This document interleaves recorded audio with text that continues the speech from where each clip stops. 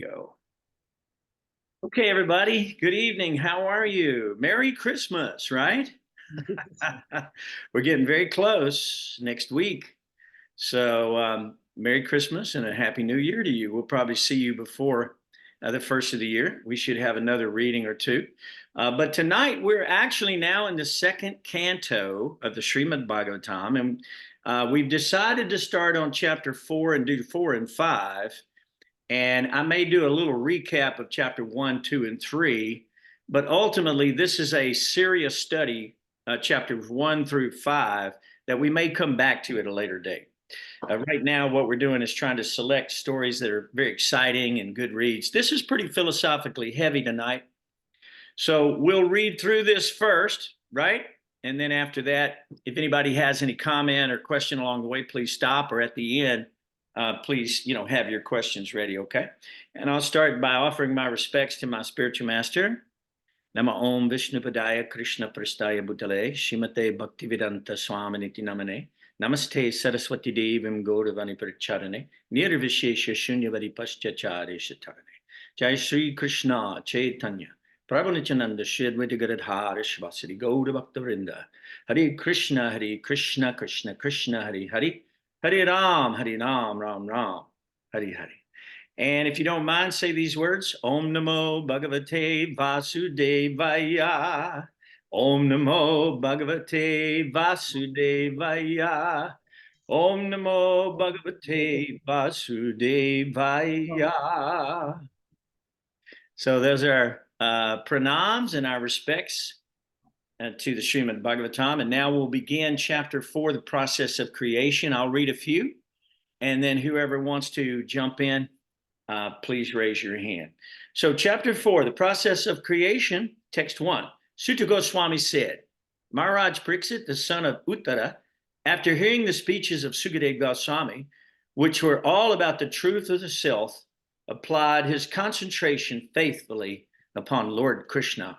Maharaj Pariksit, as a result of his wholehearted attraction for Lord Krishna, was able to give up all deep-rooted affection for his personal body, his wife, his children, his palace, his animals like his horses and elephants, his treasury house, his friends and relatives, and his undisputed kingdom. O great sages, the great soul Maharaj Pariksit, constantly wrapped in the thought of Lord Krishna, knowing well of his imminent death, renounced all sorts of fruitive activities, namely acts of religion, economic development, and sense gratification, and thus fixed himself firmly in his natural love for Krishna and asked all these questions exactly as you are now asking me. So this was spoken from Sukadeva Goswami to Maharaj Pariksit. Now it's the sages at Naimisharanya, and Sutta Goswami is speaking this. So we have to kind of follow along who's doing the talking here. Maharaj Pariksit said, O learned Brahmana, you know everything because you are without material contamination. Therefore, whatever you have spoken to me appears perfectly right. Your speeches are gradually destroying the darkness of my ignorance, for you are narrating the topics of the Lord. I beg to know from you how the personality of Godhead by his personal energies creates these phenomenal universes as they are, which are inconceivable even to the great demigods. Kindly describe how the Supreme Lord, who is all-powerful, engages his different energies and different expansions in maintaining and again winding up the phenomenal world in the sporting spirit of a player. O learned Brahmana, the transcendental activities of the Lord are all wonderful, and they appear inconceivable because even great endeavors by many learned scholars have still proved insufficient for understanding them. The Supreme Person of Godhead is one, whether he alone acts with the modes of material nature or simultaneously expands in many forms or expands consecutively to direct the modes of material nature. Kindly clear up all these doubtful inquiries, because you are not only vastly learned in the Vedic literatures and self-realized in transcendence, but are also a great devotee of the Lord and are therefore as good as the personality of Godhead. Sutta Goswami said, When Sukadeva Goswami was thus requested by the king to describe the creative energy of the personality of Godhead, he then systematically remembered the master of the senses, Sri Krishna, and to reply properly, he spoke thus. So who would like to be Sukadeva Goswami for now? Can you feel those shoes? Those okay.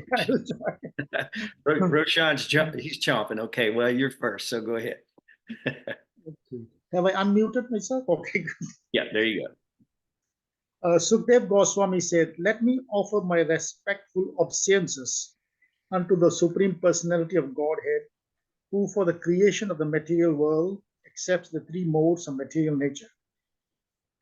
He is a complete whole residing within the body of everyone, and his ways are inconceivable.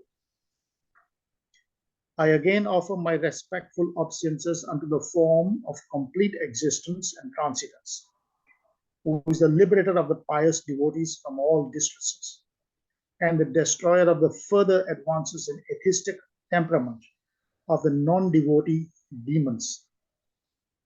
For the transcendentalists who are situated in the topmost spiritual perfection, he grants their specific destination. Let me offer my respectful obeisances unto he who is associate of the members of the Yadu dynasty, who is always a problem for the non-devotees. He is the supreme enjoyer of both the material and spiritual worlds, yet he enjoys his own abode in the spiritual sky. There is no one equal to him, because his transcendental opulence is immeasurable. Let me offer my respectful obeisances unto the all-auspicious Lord Sri Krishna, about whom glorification, remembrance, audience, prayers, hearing, and worship can at once cleanse the effects of all sins of the performer. Let me offer my respectful obeisances again and again unto the all-auspicious Lord Sri Krishna, the highly intellectual, simply by surrendering unto his lotus feet, are relieved of all attachments to present and future existences, and without difficulty progress towards spiritual existence.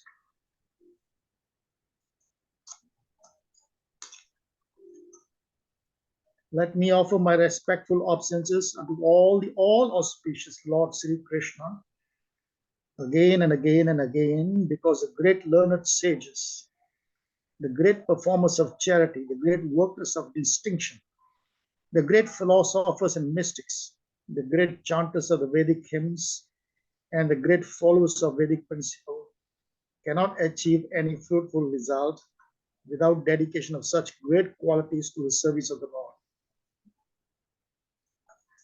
Kirat, Hon, Andhra, Pulind, Pulusk, Abhira, Sumba, Yavana, members of the Khasa races, and even others addicted to the sinful acts can be purified by taking shelter of the devotees of the Lord due to his being the supreme power. I beg to offer my respectful obeisances unto him. He is the super soul, and he is the supreme Lord of all self-realized souls. He is a personification of the Vedas, religious scriptures, and austerities. He is worshipped by Lord Brahma and Shiva and all those who are transcendental to all pretensions. Being so revered with awe and veneration, may that Supreme Absolute be pleased with me.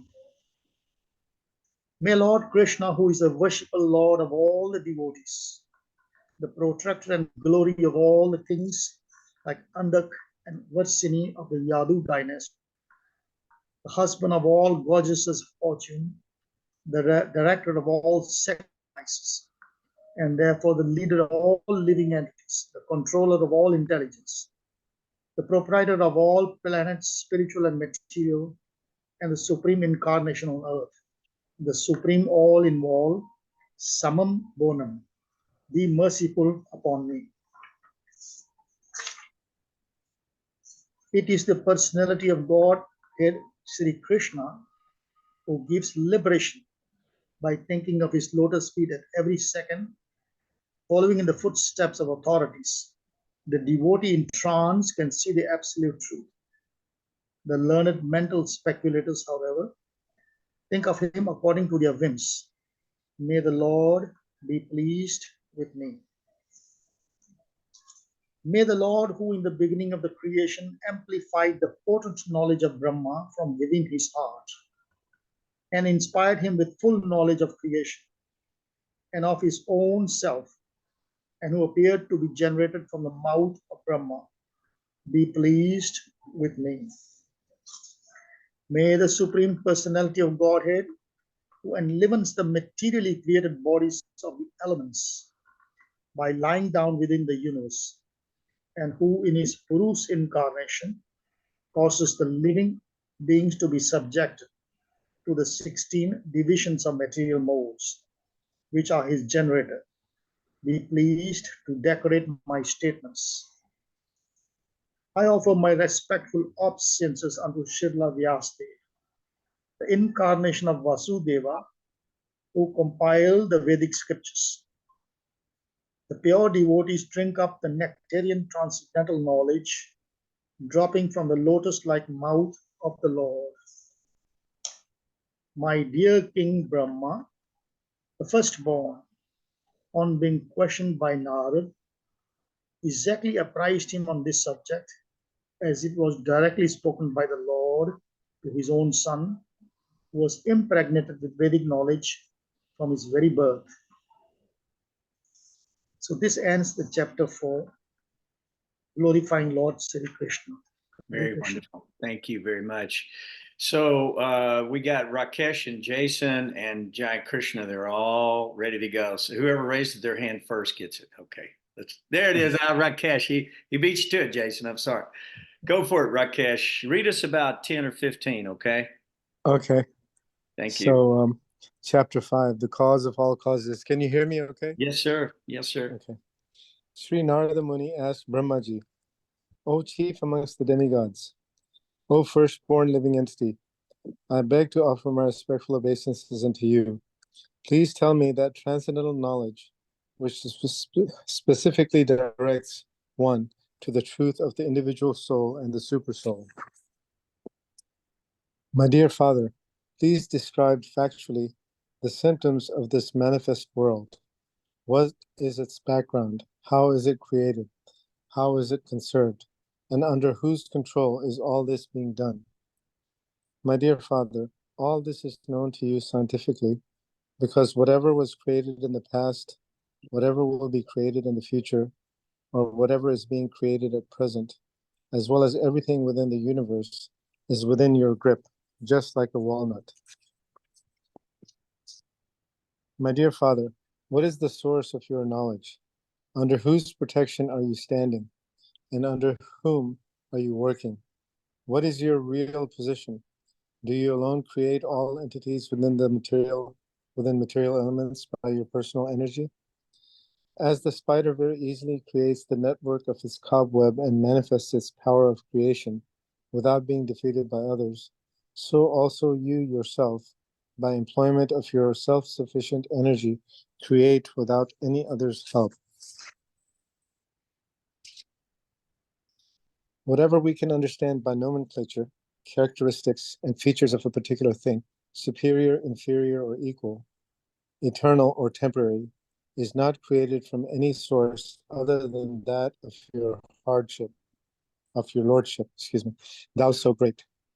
Yet we are moved to wonder about the existence of someone more powerful than you when we think of your great austerities in perfect discipline, although your good self is so powerful in the matter of creation. My dear Father, you know everything, and you are the controller of all. Therefore, may all that I have inquired from you kindly be instructed to me, so that I may be able to understand them as your student.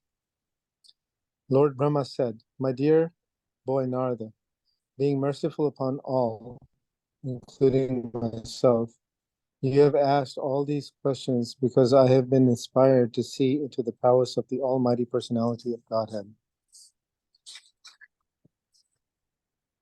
And number 10, whatever you have spoken about me is not false, because unless and until one is aware of the personality of Godhead, who is the ultimate truth beyond me, one is sure to be illusioned by observing my powerful activities. I'll let somebody else read. Okay. That was 10. Jason, you want to grab a piece of this right here? This would be text 11. Thank you, Rakesh. Can you guys hear me? Yep. Okay. Let's see, text 11. I create after the Lord's creation by his personal, what is that, effulgence known as the Brahmajyoti. Just as when the sun manifests its fire, the moon, the firmament, the influential planets, and the twinkling stars also manifest their brightness. I offer my obeisances and meditate upon Lord Krishna, Vasudeva, the personality of Godhead, whose invincible potency influences them, the less intelligent class of men, to call me the supreme controller. The illusory energy of the Lord cannot take precedence, being ashamed of her position, but those who are bewildered by her always talk nonsense, being absorbed in thoughts of it is I and it is mine. The 5 elementary ingredients of creation, the interaction thereof set up by eternal time, and the intuition or nature of the individual living beings are all differentiated parts and parcels of the personality of Godhead, Vasudeva, and in the truth there is no other value in them. The Vedic literatures are made by and are meant for the Supreme Lord. The demigods are also meant for serving the Lord as parts of his body. The different planets are also meant for the sake of the Lord, and the different sacrifices are performed just to please him. All different types of meditation or mysticism are means for realizing Narayana. All austerities are aimed at achieving Narayana. Culture of transcendental knowledge is for getting a glimpse of Narayana, and his ultimately salvation is entering the kingdom of Narayana. Inspired by him only, I discover what is already created by him, Narayan, under his vision as the all-pervading supersoul, and I am also created by him only. The Supreme Lord is pure, spiritual form, transcendental to all material qualities, yet for the sake of the creation of the material world and its maintenance and annihilation, he accepts through his external energy the material modes of nature called goodness, passion, and ignorance. These 3 modes of material nature, being further manifested as matter, knowledge, and activities, put the eternally transcendental living entity under conditions of cause and effect, and make him responsible for such activities. O Brahman, Narada, the superseer, the transcendental Lord, is beyond the perception of material senses of the living entities because of the above mentioned 3 modes of nature, but he is the controller of everyone, including me. Very good. Well, thank you, Jason. That was really nice. Very good reading. I know we got Giant Krishna out here next. He's sitting over there ready to read. So let's hear what he has to say. Read about 10 of them, if you will. Okay. The Lord, who is the controller of all energies, thus creates by his own potency eternal time, the fate of all living entities, and their particular nature for which they were created. And he again merges them independently. After the incarnation of the first Purusa, Karananavasya, Vishnu, the Mahatattva, or the principles of material creation, take place. And then time is manifested. In the course of time, the 3 qualities appear. Nature means the 3 qualities appearances. They transform into activities. Material activities are caused by the Mahatattva being agitated. At first, there is transformation of the modes of goodness and passion, and later, through the modes of ignorance, matter. Its knowledge and different activities of material knowledge come into play.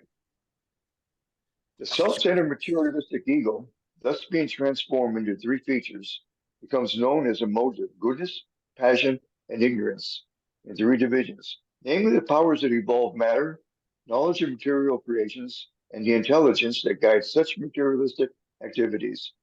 Narada, you are quite competent to understand this. From the darkness of false ego, the first of the 5 elements, namely the sky, is generated. its subtle form and the quality of sound exactly the seer in relationship within the scene. Because the sky is transformed, the air is generated, and with quality of touch and by previous successions, the air is also full of sound and the basic principles of duration of life, sense perception, mental power, and bodily strength. When the air is transformed in course of time, in nature's course, fire is generated, taking shape with a sense of the touch and sound. Such fire is also transformed. There is a manifestation of water full of juice and taste. As previously, it is also has formed and touch, is also full of sound. And water being transformed from all the variegated on earth appears odorous, and as previously, become quality full of juice, touch, sound, form, respectfully. From the mode of goodness, the mind is generated and becomes manifest, as also the 10 demigods controlling the bodily movements. Such demigods are known as the controller of directions, the controller of air, the sun god, the father of Daksha Prajapati, and the Asminya Kumaras, the fire god, the king of heaven, the worshipful deity in heaven, the chief of the Aditas, and the Brahmaji, the Prabhaji, all come into existence. By further transformation of the mode of passion, the sense organs like the ear, skin, eyes, tongue, mouth, hands, genitals, legs, and the outlet for evacuating, together with intelligence and living energy, are all generated. Wow. O Narada, best of the transcendentalists, the form of the body cannot take place as long as each created parts, namely the elements, senses, mind, modes of nature, are not assembled. Okay, that's 10 of them. Okay. Well, you did Okay. good. Thank you, Jai Krishna. That was wonderful. You guys are really, really good. I know I see Rangamati over there, and I just know she wants to read. Go for it, Rangamati. Okie dokie. Thank you, Jai Krishna. So we're on 33. Right.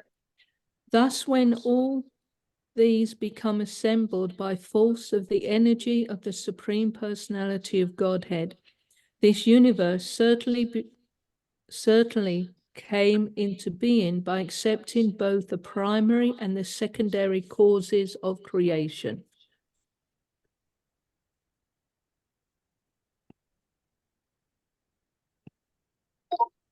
Sorry, my dictation started again. Thus, all the universes remained thousands of eons within the water, the causal ocean, and the Lord of the living beings entering into each of them caused them to be fully animated. The Lord Mahavishnu, although lying in the causal ocean, came out of it and dividing himself as Hiranyakabha, he entered into each universe and assumed the Virat Rupa, with thousands of legs, arms, mouths, heads, etc. Great philosophers imagined that the complete planetary systems in the universe are displays of the different upper and lower limbs of the universal body of the Lord.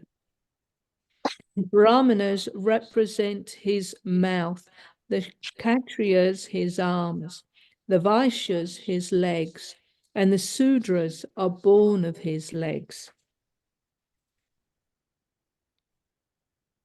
The lower planetary systems up to the limit of the earthly stratum are said to be situated in his legs. The middle planetary systems, beginning from Bhurvaloka, are situated in his navel, and the still higher planetary systems occupied by the Supreme God and highly cultured sages and saints are situated in the chest of the Supreme Lord. From the forefront of the chest up to the neck of the universal form of the Lord are situated the planetary systems named Janaloka and Tapaloka, whereas Satyaloka, the topmost planetary system, is situated on the head of the form. The spiritual planets, however, are eternal. My dear son Narada, know from me that there are 7 lower planetary systems out of the total 14. The first planetary system, known as Atala, is situated on the waist. The second, Vitala, is situated on the thighs. The third, Sutala, on the knees. The fourth, Talatala, on the shanks.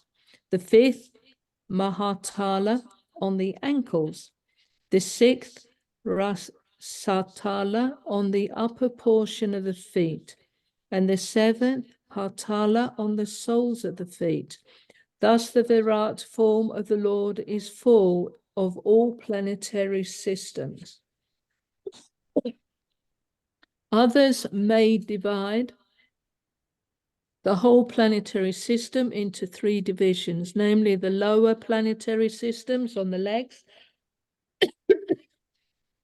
up to the earth, the middle planetary systems on the navel, and the upper planetary systems, Sarvaloka, from the chest to the head of the Supreme Personality of Godhead. Very nice. Very nice. So if there were ever any questions about creation, the process of creation, scientific information regarding the process of creation, here's a good study. Here's a good study that we can go back to. And if you really look anywhere in the world for this type of information, especially historical information, that actually these situations happened, these personalities existed, these are the words they said, this is the recording of that information, and you can see that it's all just perfect in what it's saying, because it's giving us information that you couldn't otherwise have. Matter of fact, there's a beautiful temple being built, one of the largest temples in the world, being built in Mayapur right now at Prabhupada's desire. And it's the Vedic planetarium. So you can understand all of these things. You can go there and stand there in the big dome, and you can look at all these planetary systems, and you can know the universe. Now, there may not be any other way for you to know the universe. There, Tadvini Pranipratena Pariprasnena Sevya. You got to go to the spiritual master.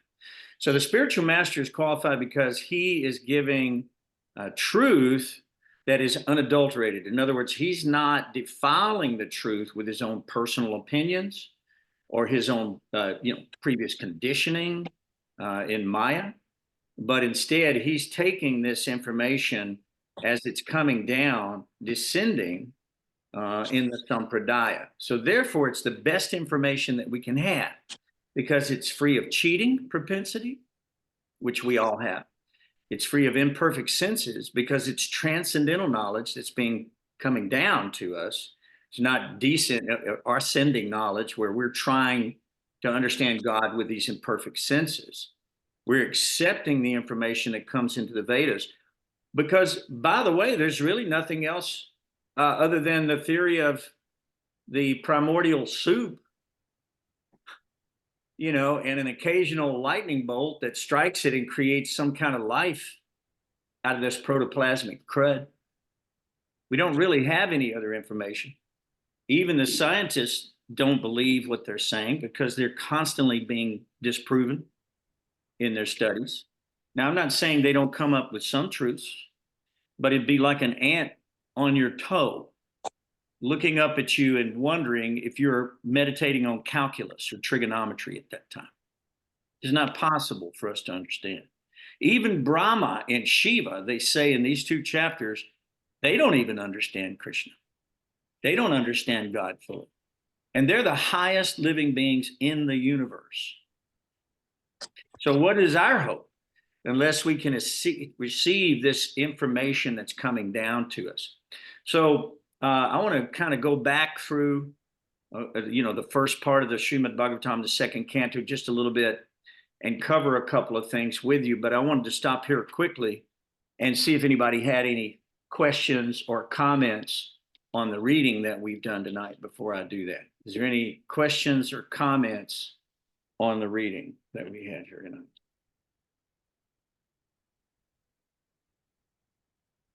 Pretty technical stuff, guys. Yeah. Go ahead. On the text 3 and 4, the key word is that dharam, arth, kam, moksha. This should be abandoned and given up. Because religiosity divides mankind. And one should be firmly fixed in the transcendental love of Lord Krishna.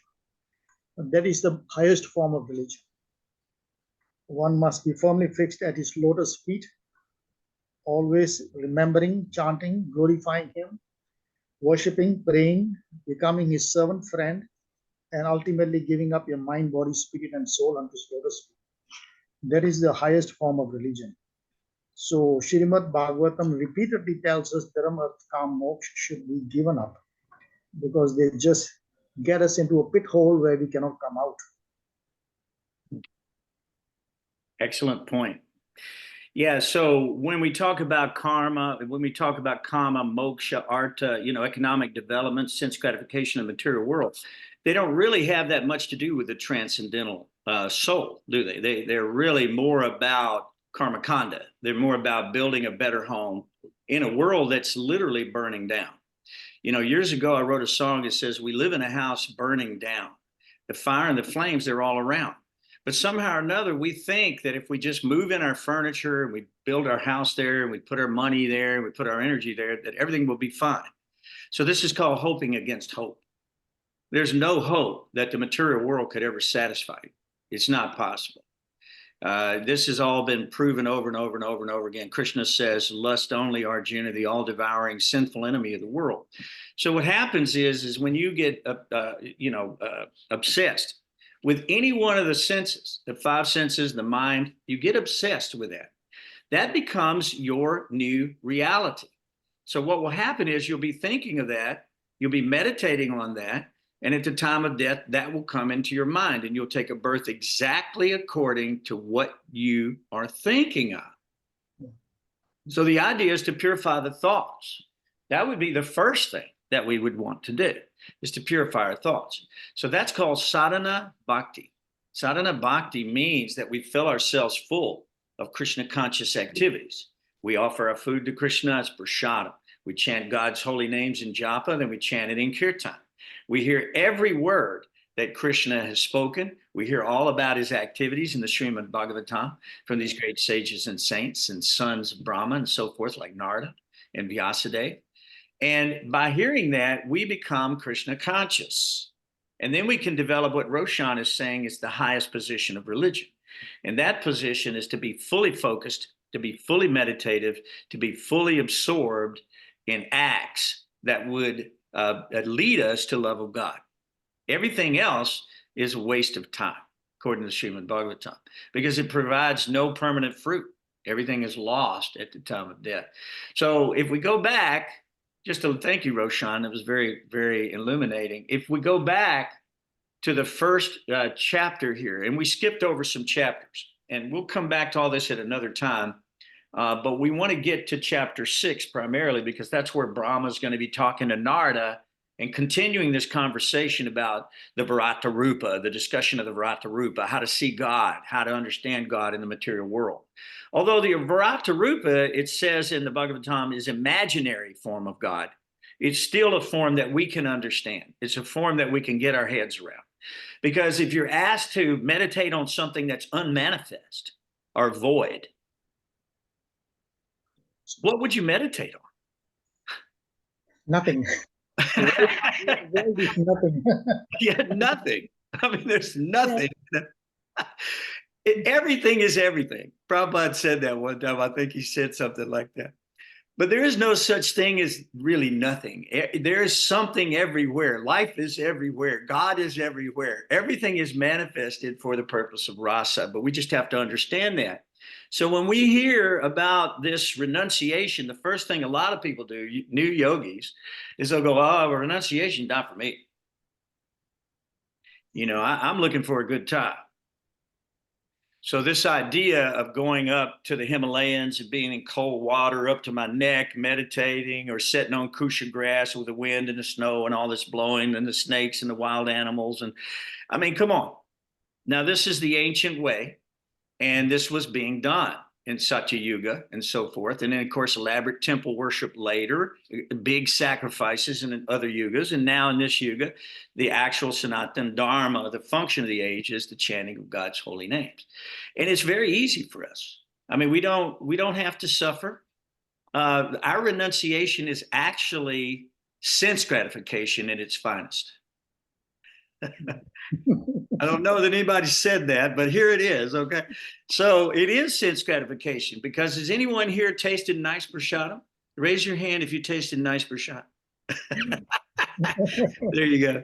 Yeah, so is that sense gratification? Yes, it is. Is it authorized sense gratification? Yes, it is. Is it desirable sense gratification? Yes, it is. Now, if you overdo it, right, then that's not so good. You got to do it in moderation.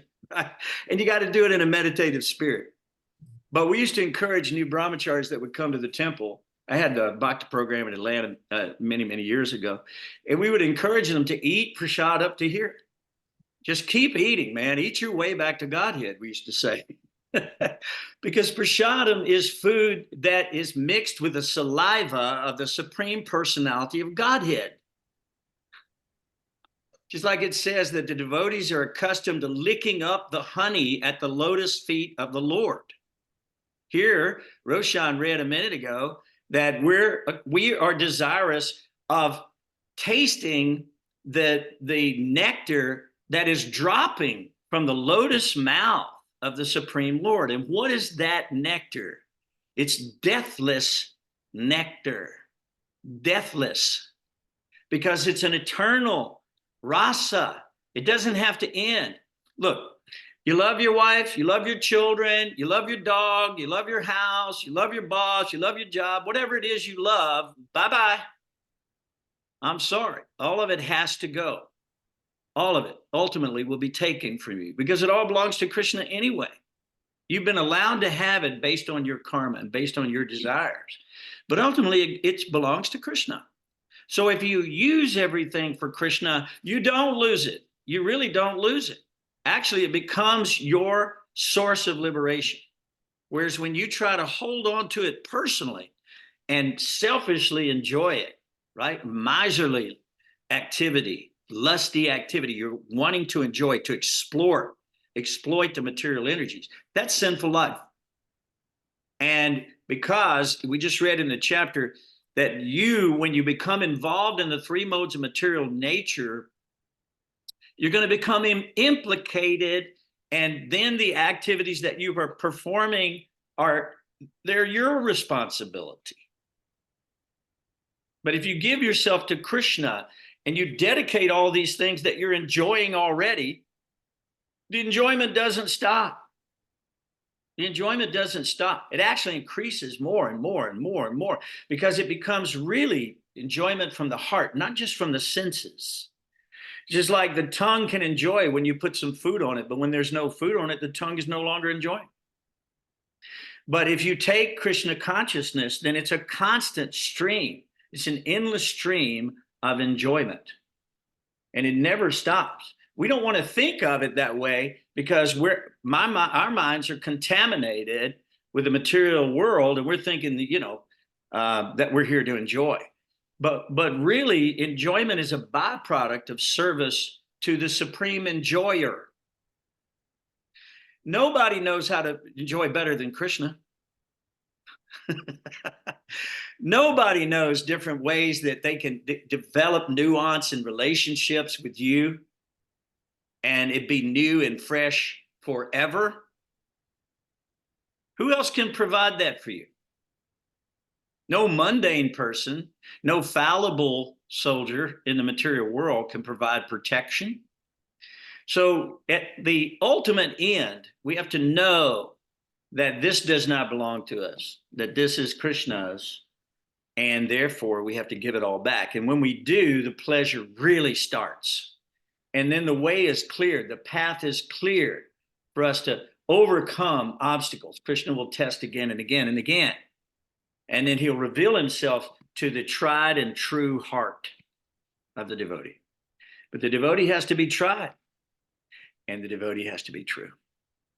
So if you want to understand Krishna, then you have to transcend the three modes of material nature. Krishna says in Bhagavad Gita in 3:27, Prakriti kriyamanani kunai karmani sarvasha ahankara vimudhatma kartaham miti manyate.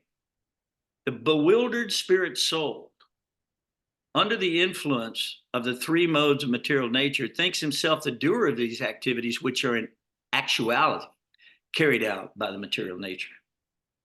So really, all you're doing is desiring. Everything else is being provided by the Lord.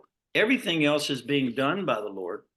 And you, therefore, are desiring, and man is proposing, and God is disposing. Right? You desired something in your previous life, therefore you were born in this life this way. This is exactly your karma. And so now you can change that. You can dovetail all of these things that God has given you in his service. And that is Krishna consciousness. That is the purpose of our lives. So, but Krishna says, or excuse me, Sukadeva Goswami said, my dear king, your questions are glorious. He said, but this is in the first chapter, by the way. I'm just quoting a few little things that I wanted you to get caught up on to the fourth chapter. He said, those persons who are materially engrossed, being blind to the knowledge of the ultimate truth, have many, many subject matters for hearing in human society. So Krishna says in one place, it says, the mind of those who are irresolute is many branched. Krishna says that in the Bhagavad Gita. Roshan might know where that verse is. You know that verse? You know that one? I'm testing you, Roshan. You're strong. You can look that up and let us know later. Okay? So, but the mind of those who are irresolute is many branched, because we're thinking about, name it. Name it. Go to the encyclopedia. Go to the internet. Ask any question. You'll see that it's well studied. People have really paid a lot of attention to a lot of nonsense. They really have. They scientifically studied these things. I remember hearing about this one man who dedicated his entire life to the dung beetle. To the dung beetle. So this is a beetle that goes and gets stool and rolls it in a ball. Pretty good program, huh? This should be the purpose of your life, to understand why he's rolling stool. So there's so many things like that in the world that we look at, that we think, if I only understood these things, I could finally be happy. But Krishna says, deluded by the three modes of material nature, goodness, passion, and ignorance, the whole world does not know me. Krishna says that. That's 7:13, Roshan. So the whole world does not know me because they're deluded by the three modes of material nature. And Krishna says, who is above the modes, he's above the modes and inexhaustible. So when we think that this Bharata Rupa is pretty nice, Prabhupada says in one of the purports in this chapter, he says that this is a shadow of the spiritual life that you can inherit. This is a shadow. So it's not really any substance in a shadow, is it? So we can see that if you're walking down the road and the light is shining, you see this kind of ghostly figure next to you. It's a shadow. It looks like you, right? It's walking like you. It's even doing expressions you're doing, but it's not you. It's a shadow of the reality of what you actually are. So Krishna says, Matyakshena prakriti suyate sa characharam. He said, this material world is working under my direction, and it is producing all moving and unmoving beings. And by its rule, this manifestation is created and annihilated again and again and again and again. Okay, so the idea is Krishna set all this stuff into motion. He's got it all going. He's got demigods working for him, right? He's expanded into Mahavishnu, Garbhodakshayi Vishnu, Kshirodakshayi Vishnu. This is well explained in these chapters. That he's coming there not only in, from the spiritual sky to dream this on your behalf. While he's snoozing, he's taking a nap. And he's dreaming this because you wanted it. Here it is. Right? Good. I said in the last class that we had that Prabhupada said to a devotee one time, he said, why, if it's so wonderful in the spiritual world, why did we come here in the first place? Prabhupada said, you forced it on Krishna. So we're thinking, how can you force anything like this on God? Because God has given you free will. Without free will, there's no such thing as love. We know that. So if God took away your free will, you become like a machine. What do they call it? Is it automaton? You become like a robot, automaton, right? And you become like that. Then what does God want with that? What is God? God's not out to exploit. God is giving this to you freely out of love, and he's hoping you'll give some love back. Like Roshan was saying. That's as simple as it is. I mean, it's very complex. If you read this philosophy, you'll see that the measurements of time and space and the life and the distances between these places, all of this stuff is chronicled and listed in the Vedic literatures. Very scientific. And now scientists, because of their modern instrumentation, are proving the Vedas to be correct. Just like we always say thousands of years ago, the Vedas said that bone was contaminated, but a conch shell bone is not contaminated, right? Or that stool and urine is contaminated, but a cow stool and urine is not contaminated. It's actually medicinal. They knew this thousands of years ago before there was some instrumentation to prove it. Now they're proving it. They also understood exacting time and measurements in the universe. They understood the stellar effects of planetaries. If you look back, you'll see that when Krishna was born, they had this ceremony where the astrologer came to set exactly what he was going to do. He knew exactly his activities all the way through it, all the way to the time when he left the planet. This is not unusual. These things are known. They've been forgotten. Why? Envy. My religion's better than yours. My nation's better than yours. My army's better than yours. My daddy's better, stronger than your daddy. Come on, man. It can go on and on and on and on. This is false ego. And so therefore, we want to come in and erase you and establish me as supreme. That's what's happening in the material world. And this is not going to work out. It may work out for a short period of time for somebody, but then they'll find out that ultimately it was a failed effort, because at the time of death, they're going to lose everything. So, okay, so those are a few points that I wanted to make on that. But he goes on in this first chapter, it says, the lifetime of such an envious householder. And when we say envious householder, you see people, they're all playing the game. I've got the nicest car, I've got the nicest house, I've got the biggest bank account, I've got the loveliest wife and children, we go to the finest schools, we're wearing the latest fashion. That's all absorption. So the persons who are materially engrossed, being blind to the knowledge of the ultimate truth, are interested in these things, and their lifetime of that envious householder is passed at night, either in sleeping or in sex, and in the daytime making money to maintain family members. Now, I'm an old man, right? I've been around a while. I spent my life doing that. I can tell you that most of us have. We're out working hard, really hard, trying to give the very best that we can, right? And in the very end, we forget many times. We forget God. As a matter of fact, some people, to feed their family, will go steal. Some people will do larcenous activities to get more money for these purposes of sense gratification, and they're never going to be satisfied. Never going to be satisfied. So they don't inquire. These people who are engrossed do not inquire into the problems of life.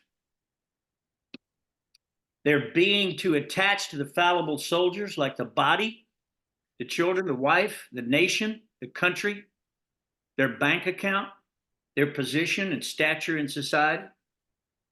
And although they may be sufficiently experienced, they still do not see their inevitable destruction. So on the day they get the phone call, hello,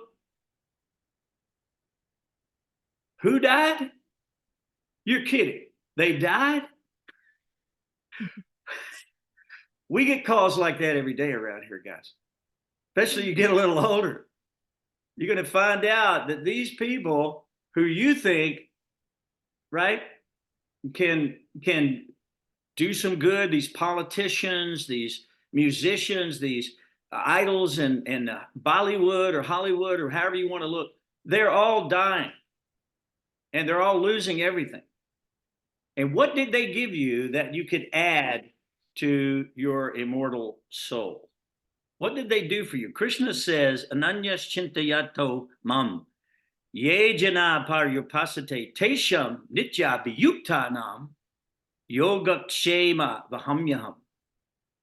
And that's in 9:22. Krishna says, but those who worship me with devotion, meditating on my transcendental form, to them I carry what they lack and preserve what they have. So there's your guarantee. Who else can say that to you? Name one other person, name one, who can say that they're going to carry what you lack and preserve what you have.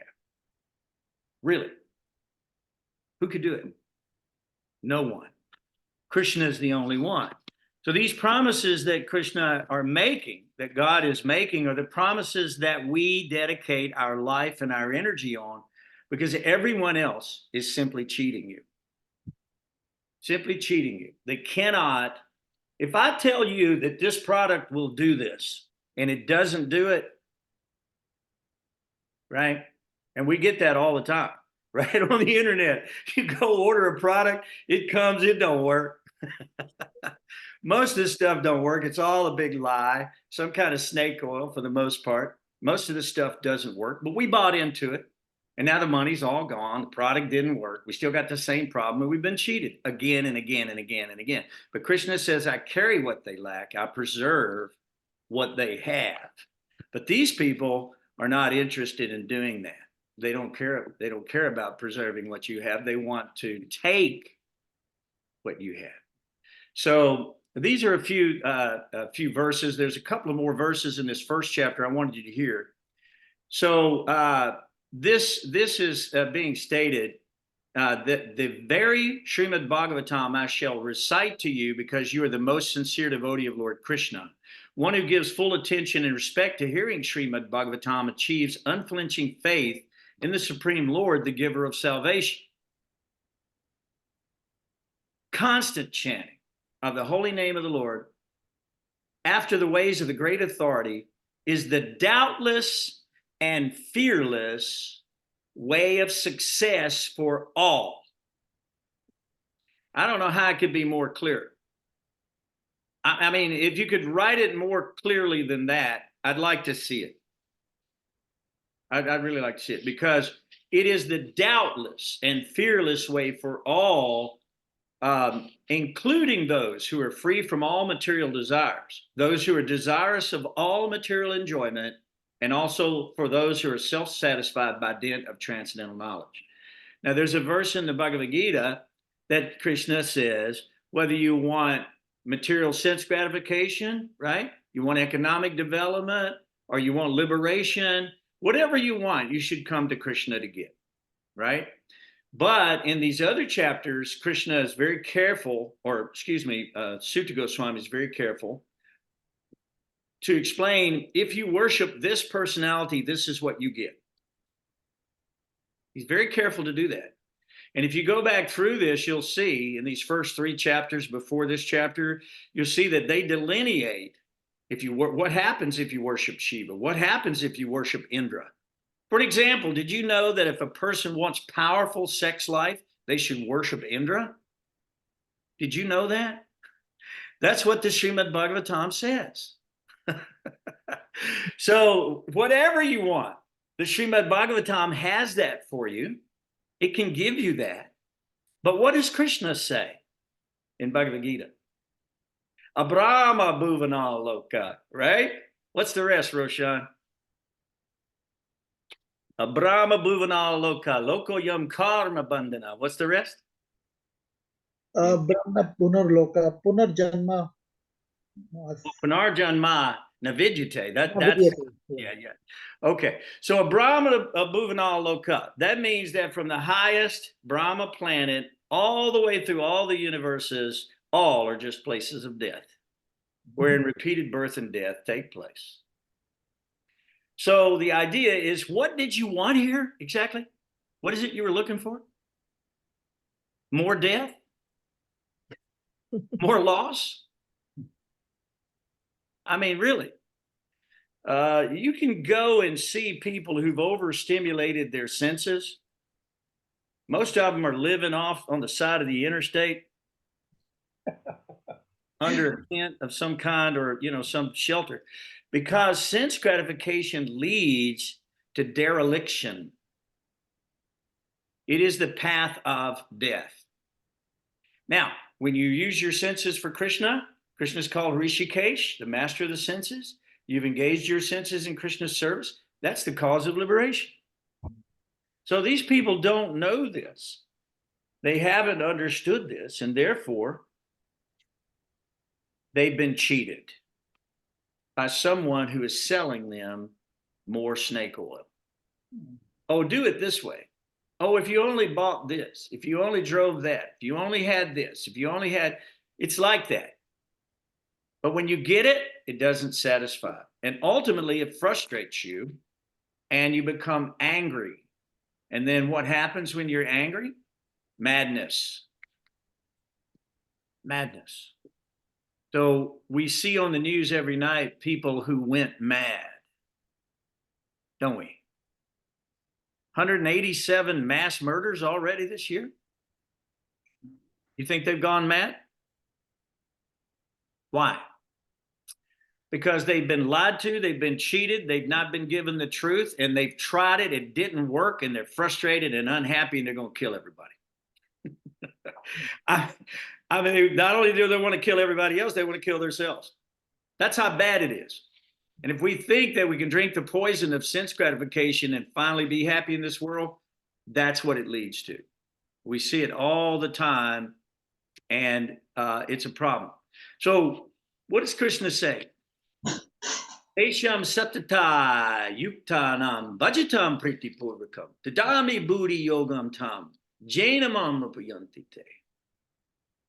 To those who are constantly devoted and worship me with love, Krishna gives you the understanding by which you can come to him. Krishna will give you the understanding. It's not a problem. Krishna's in your heart. Shirodakshaya Vishnu is in every atom. He's in your heart. He wants to know you. He wants to love you. He wants to be reconnected with you. All you have to do is invite him and be sincere about it. But I think it was Queen Kunti said that until a person is materially exhausted, completely exhausted with the material life, it is very difficult, the path of liberation, because we're still believing a lie. We still believe that this material body will bring me ultimate happiness.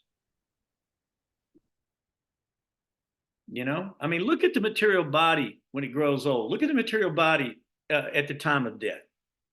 Is it bringing happiness? Is that happiness? Is that part of the lie that we're experiencing here? It is. Because these wages of these separate activities of God lead to death. That's the result.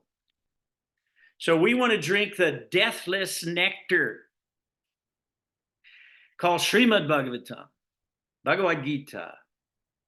And it says, at the last stage of one's life, one should be bold enough not to be afraid of death. Not to be afraid of death. But one must cut off all attachments to the material body and everything pertaining to it, and all desires thereof. Wow. Wow. That's difficult for a young man, isn't it? Or a young woman. But when at the time of death, when the body is no longer serving, and you can see that all these things that you thought would be the solution actually became the problem for you, it becomes much easier, especially if you've been trained in this information that we're talking about here today. So, oh my goodness. So, yeah, there's so much more about all this that I do want to read to you, and go over with you. In the first chapter, it does talk about how a person must leave home and how the kings left home. We just saw Yudhisthira did that, Arjuna, everybody did that just recently in the last chapters that we read. They all left home, they went to the Himalayas, they meditated on Krishna, and they left their body and went back home, back to Godhead.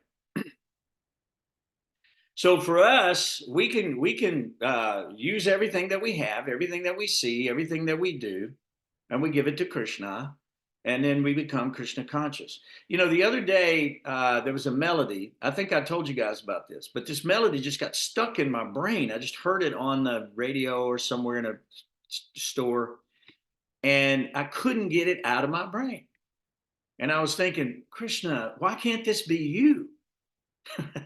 Why can't I have you stuck in my brain and I can't get you out? I mean, after all, you are the most beautiful. After all, you are the most wealthy. After all, you're the most powerful. You're the wisest of all. Yet you're renounced. So why can't I fall in love with someone like that? So person has to gradually become progressively spiritualized by little drops that fill the bucket, right? And what are those little drops? Manmana bhava mad bhakto majiji nam namaskara. Meditate on God, understand his pastimes, understand who he is, understand what his activities are, right? He's a great hero.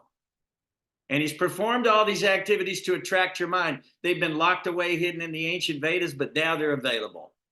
And we got to get out on the streets and shout this information because it cannot be found in the world otherwise. It's that most of this stuff has been erased, you know, by envious warlords, right? So that is the idea. And we can meditate on the Lord as Virata Rupa. We can do that. And you can become completely reconciled really in Krishna only. So when he talks about this, it says you should meditate upon the limbs of Vishnu one after the other without being deviated from the conception of the complete body of the Lord. Therefore, there should be no other thing to be thought upon. What? So there it is, guys.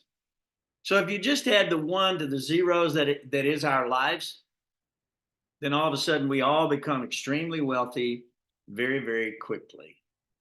So in chapter 2, this process of explanation of self-realization is continually explained. And also in chapter 3, Sukadev says that I've answered all your questions, Maharaj Pariksit. I've answered your questions. So he's answered his questions. So if we understand that the questions that Maharaj Pariksit answered, we can become perfect, or God answered, we can become perfect because we can know who we are. We can know who God is. We can know what the universe is. We can know what's in the universe. We can know what our purpose here is. We can know what the highest, best use of every moment is. And that is activities dedicated to the service of the Lord. through our spiritual masters. So any questions or comments about this right now that anybody has? I want everybody to take a look at the chapter 4, text 17. Chapter 4, text 17, the last sentence is of great importance. Just like Lord Krishna says in Bhagavad Gita, I think it's chapter 11, text 53, Na Veda Yagya Adnya Na Dana, Na Cha Kriya Bhi Na Tapo Bhi Ugra. Evam Rupa Sakya Ham Narloka, Dashtum Na Anya Kuru Pravira. So Lord Krishna says in the Bhagavad Gita chapter 11:53, you cannot come to know me or see me as I stand in front of you by Vedas, by charities, by donations, by mental speculative knowledge, by being a mystic yogi. But this adds one extra sentence to the beauty of the Bhagavad Gita by saying that cannot achieve any fruitful results without dedication of such great qualities unto the service of the Lord. That's exactly what you just mentioned. And we always see friends, families, everybody's, oh, he's a great charitable person. He is doing this, he is doing that. Basically, all those activities do is to just give you a ticket, hopefully maybe in your next life, that you may come across or come close to a pure devotee of the Lord. So unless we dedicate all these things to Lord Sri Krishna, it's a waste of time, at least for this life. Very good. That's fact. He says actually in 15, the one before the one, I think he read 16, he says, let me offer my respectful obeisances to all auspicious Lord Sri Krishna, about whom glorification, remembrances, audience, prayers, hearing and worship can at once cleanse the effects of all sins in the performer. So you have a way to become sinless. You have a way to become deathless. You have the answers to all the secrets of life. We just said that in the last class, Raja Vidya, Raja Guyam Pavitramidamuma. It's the greatest knowledge, of the king of all education. All these things are here for you. And it is our job to disseminate this information widely. So we're doing these classes because our spiritual masters instructed us to do that. And by doing it, we not only benefit ourselves, but we benefit all the listeners, right?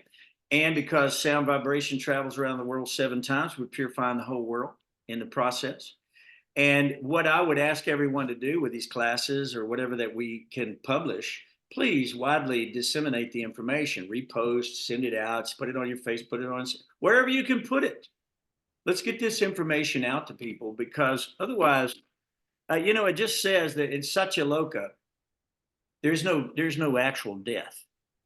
There's no old age. There's no disease. Satyaloka is Brahmaloka. That's where Brahma's at. So there's nothing like that there, right? But there's still pain. You know what kind of pain it is? Can anybody guess what kind of pain they're having in Satyaloka? Tell me what pain they're suffering. Somebody. To the best of my knowledge, I believe sometimes when Lord Brahma is empowered person for our universe, even he dies.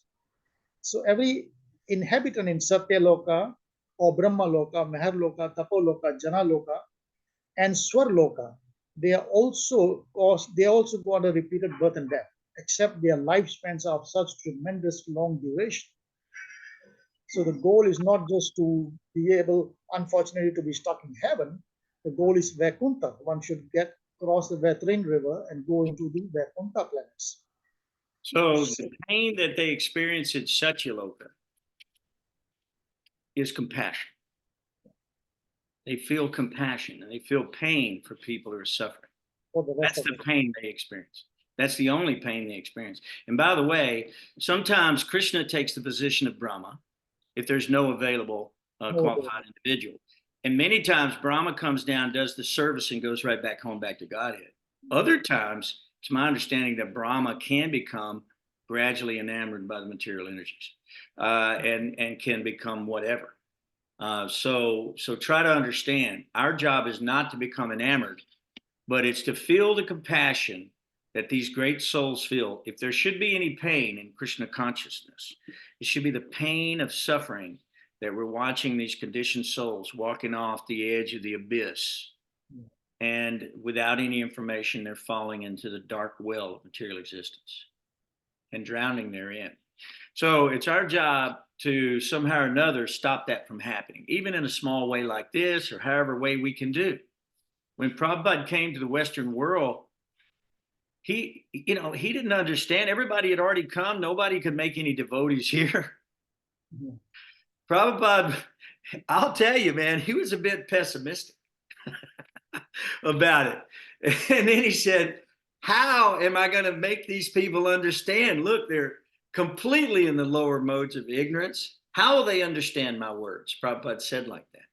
So, but you, Krishna, you can make my words just so they can understand.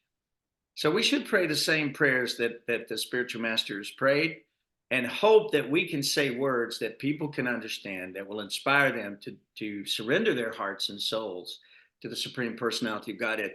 There's so much philosophy in these first 5 chapters.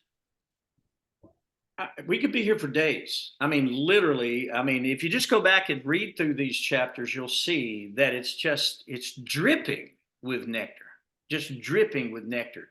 And there's so many important verses that I'd like to get to, but as usual, we are running out of time.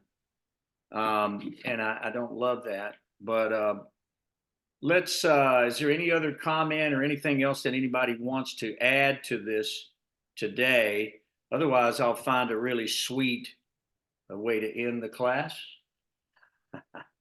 Let's see what I've got. So many notes that I want to go over, but I know we don't have time. So I'm just trying to pick out something sweet. I love particularly the one you quoted. That is Ananya Chetaha Satatam Yaham Mans Smriti Nityasya Tasyaham Sulabh Partha. That is, I preserve what you have and I carry what you lack. That is unbelievable. That is a Supreme Personality of Godhead. So I tell people, wherever you have stopped, Krishna has still preserved that. That's why you are here listening to us. Yeah. Now, that's beautiful. Thank you for that. And we know that Krishna is the source of all spiritual and material universes. And in many cases, it's been used that example of a spider, where the spider comes out and builds this elaborate web, and then he just draws it back into himself, and he can expand it and draw it back in. So the Virata Rupa is that expansion. It is that shadow of the spiritual world. And we all fit inside that in the 3 modes of material nature. And we are affected by the 3 modes of material nature based on our previous lives. And I know everybody here has had an experience where they felt just carried away by a desire, especially when you're a child. A lot of times when you're a child, I want it, Mama, I want it. And you just can't you're obsessed with these things, these material desires. So it says we're bound up in a network of hundreds and thousands of unlimited, unsatiable desires in the material world. And they're all concocted. We concoct them. Just like if you took 100 people and lined them up and you said, what's the most important thing to you? It would all be different. It would all be different. And you may not understand how another person could even enjoy their concoction, because it just seems so bizarre to you. You know what I mean? You're like, what? I mean, I hear about stuff every day, I'm going, are you kidding me? People do that? Why would they do that? But they think it's enjoyable. And you know hundreds of examples like this yourself, right? So if we finally become materially exhausted, then, and only then, really, are we going to be able to really put away this bad dream of the material world that we're living in, right? It's a bad dream. It's a bad dream because it ends up in catastrophe, right? So if somebody was selling you a ticket And they said, this is a beautiful flight. You're going to have first class accommodations. There's going to be drinks served and some food on the flight. It's going to be great. You watch some movies. You need a blanket? Would you like an extra pillow? Right? And you're thinking, man, this is pretty good. But at the bottom of the ticket, there's a disclaimer. It says this aircraft will crash at a predestined time. Would you buy the ticket? It's a good way of putting it. I love it. Would you buy that ticket, guys? I don't think so. So this is not a ticket that you want to buy. This is not your ticket to ride, as the Beatles say. But if you take up Krishna consciousness, that is your true ticket to ride. Back home, back to Godhead. And when you hear about how souls go back home, back to Godhead in their chariot, demigods are throwing flowers and beating drums, you know, it sounds pretty good. Sounds a lot better than the flight ending in a catastrophic failure. So please keep all these things, keep all this stuff in mind. We're not being negative. We're trying to create an impetus for people to understand the purposes of life. So in the next chapter, in chapter 6, we'll be doing is Brahma teaches Narada the Virata Rupa. He describes the list of all the incarnations and what their purposes are. So please do not miss that one. That's going to be a valuable reading in class. So guys, I mean, I got a whole page full of stuff over here I didn't even get to. But I know we're not going to have much more time. So is there any other questions or comments? If not, I'm going to go ahead and we'll finish the class. Jason, so glad to see you on this class tonight, man. Thank you so much for your reading and everything. Very, very kind. Looking forward to hopefully getting together with you and doing some inspirational kirtan or music of some kind. Maybe Rangavati will get us straightened out because she's our social coordinator. She'll figure it out. Yeah, we'll definitely make that happen after the new year. Looking forward to it, everybody. Yeah, likewise. Definitely, man. So with your Monday permission, is Christmas Day, so I'm presuming we won't be here Christmas Day because I'm assuming a lot of people are going to be otherwise engaged. Yeah, that's true. possibly, but we'll work on this separately. But thank you all so much for coming to the Bhagavatam reading in class tonight. I hope that we're walking away with some additional information. There's just, it really, if you really wanted to make a study of these first 5 chapters, one thing I can say is I think Prabhupada put everything he had into these first 3 cantos, the Srimad Bhagavatam. And when you read the purports and you read the verses, I mean, it is out of control, beautiful. And it just answers all your questions that you can't get answered anywhere else in the great Srimad Bhagavatam. So please join us for the next installment. And with your permission, I'm going to go ahead and offer my respects to you and I'll sign off. Okay? Okay, is that okay? All right. Hare Krishna, everybody. Nice to see you tonight. Thanks for coming.